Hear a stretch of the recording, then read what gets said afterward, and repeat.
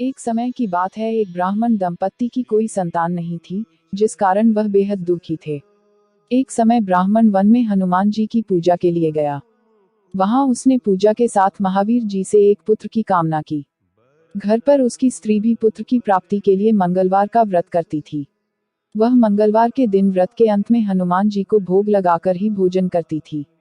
एक बार व्रत के दिन ब्राह्मणी ना भोजन बना पाई और ना ही हनुमान जी को भोग लगा सकी। उसने प्रण किया कि वह अगले मंगलवार को हनुमान जी को भोग लगाकर ही भोजन करेगी। वह भूखी प्यासी 6 दिन तक पड़ी रही। मंगलवार के दिन वह बेहोश हो गई। हनुमान जी उसकी निष्ठा और लगन को देखकर प्रसन्न हुए। उन्होंने आशीर्वाद स्वरूप ब्राह्मणी को एक पुत्र दिया और कहा कि यह तुम्हारी बहुत सेवा करेगा।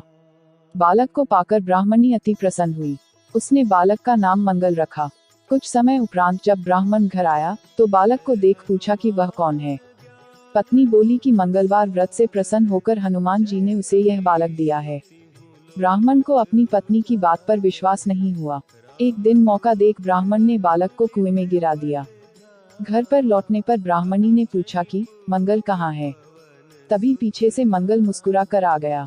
उसे वापस देखकर ब्राह्मण आश्चर्यचकित रह गया। रात को हनुमान जी ने उसे सपने में दर्शन दिए और बताया कि यह पुत्र उसे उन्होंने ही दिया है। ब्राह्मण सत्य जानकर बहुत खुश हुआ।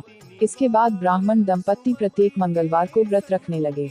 जो मनुष्य मंगलवार व्रत कथा को पढ़ता या सुनता है और नियम से व्रत रखता है, उसे हनुमान जी की कृपा से सब कष्ट दूर होकर सर्व सुख प्राप्त होता है और हनुमान जी की दया के पात्र बनते हैं।